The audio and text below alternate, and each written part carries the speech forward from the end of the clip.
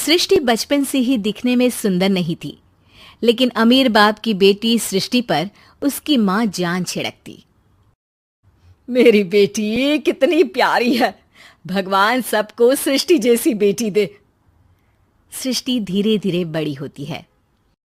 एक दिन सृष्टि की सहेली कहती है, तू दिखने में कितनी अजीब सी है, लेकिन मैं जानती हूँ हम सब में सबसे अच्छी शादी तो तेरी ही होगी।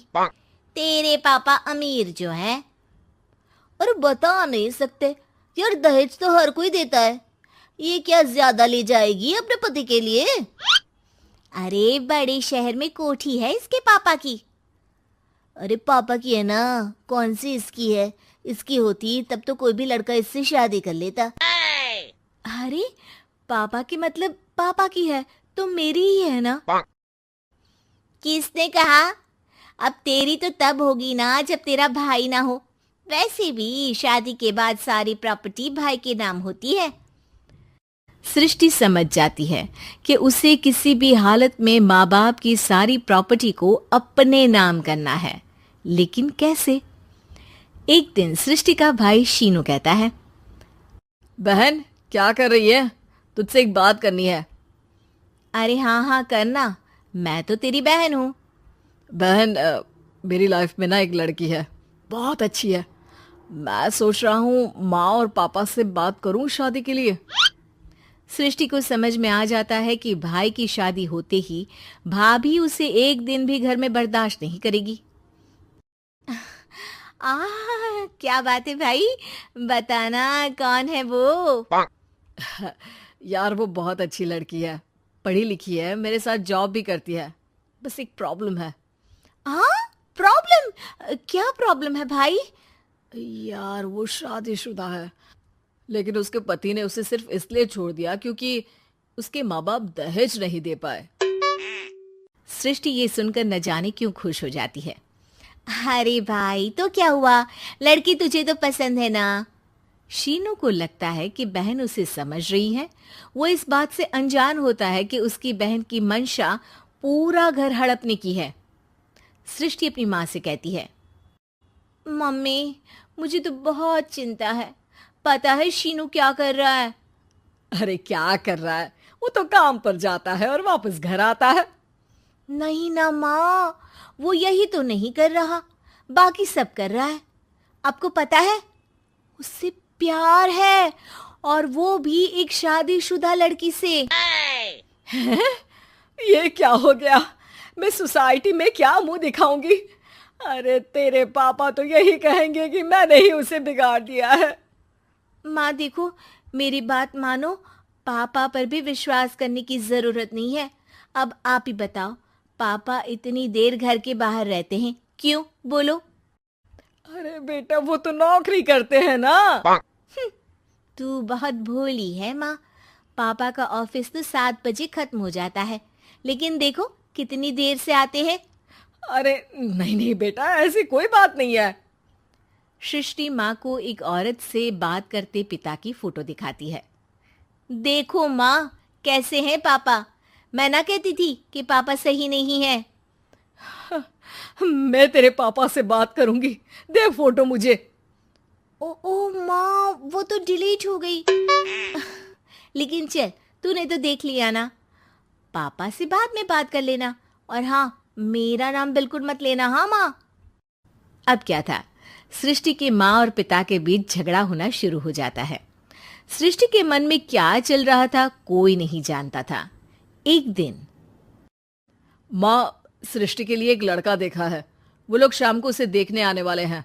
और हाँ माँ, एक खुशखबरी, मैं और पापा मिलकर एक नया बिजनेस ट्राई कर रहे हैं। शाम को लड़का आता है, सांवले रंग का। सृष्टि को तो बिल्कुल भी पसंद नहीं आता। लड़की की माँ कहती है, लड़की का चेहरा तो कोई खास नहीं, लेकिन अगर मेरे बेटे को आप लोग सेटल कर दें तो मैं उसकी शादी आपकी बेटी से करवा दूं। सृष्टि को लड़का बिल्कुल पसंद नहीं था। उसे भाई पर गुस्सा आ जाता है। लड़के वालों के जाने के बाद कहती है, माँ देखा शीनू मेरे लिए कैसा लड़का लेकर आया, न दिखाने लायक न सुनने लायक, सेटल भी नहीं, वो भी हम करे। अरे माँ, मैं जानती हूँ ये मेरी शादी किसी भी घर में क्यों करवाना चाहता है। अरे कैसी बात कर रही है बहन? तूने तो देखा ना, लड़के को मैंने ही मना कर दिया तुझसे शादी के लिए। जिसने लड़का बताया था उसने उसकी बहुत तारीफ की थी। बात आई गई हो जाती है, लेकिन सृष्टि का मन शांत नहीं होता। क्या करूं, कुछ समझ में नहीं आ रहा। मेरी शादी हो गई तो ये लोग पूरी प्रॉपर्टी शीनू के नाम कर देंगे, मेरे हाथ तो कुछ लगेगा ही नहीं। तभी सृष्टि को आइडिया आता है। वो किसी वकील को फोन करती है। जी देखिए, अगर आपके मम्मी पापा का तलाक हो जाता है तो आपके पिता की आधी प्रॉपर्टी आपकी माँ के नाम हो जाएगी, फिर उसे वो किसी को भी दे सकती है। सृष्टि अब माँ को बेटे के खिलाफ भरती है। माँ, शीनू पर नजर रखा करो, वो जिस लड़की के प्यार में है ना वो शादीशुदा है। यहाँ आएगी, सारा पैसा रुपया जमीन जायदाद सब हड़प लेगी। पापा का भी हाल तुमसे छुपा नहीं है। ऐसा ना हो कि मैं और आप एक दिन सड़क पर भीख मांगे। हे भगवान, मैं तो जीते जी मर जाऊंगी अगर ऐसा हो गया तो। ऐसा हो गया नहीं माँ, ऐसा ही होगा। अभी समय है, आगे का सोच लो। मैं तो कहती हूँ पापा से आधी प्रॉपर्टी लेकर अलग हो जाओ। पापा की आधी प्रॉपर्टी भी हम लोगों को अगर मिल जाती है ना तो अगले 7 जन्म सफल समझो।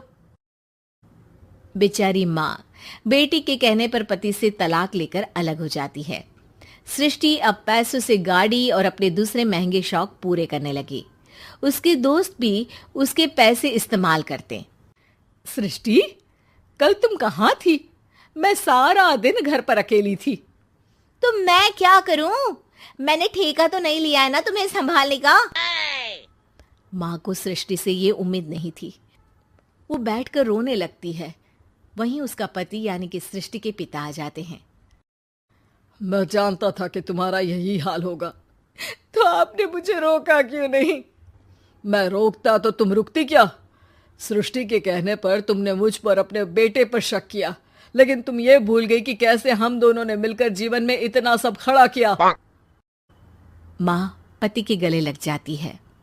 मुझे माफ कर दीजिए, मैंने आपकी कमाई का एक बड़ा हिस्सा गवा दिया। कोई बात नहीं, तुम साथ हो तो मैं ऐसी 7 प्रॉपर्टी खड़ी कर दूंगा। तभी वहां सृष्टि आ जाती है रोते हुए। माँ, मयंक ने मुझे छोड़ दिया। वो बोल रहा था जब तक मेरे पास पैसे थे तब तक ही वो मेरे साथ था। पापा, माँ, मुझे माफ कर दीजिए।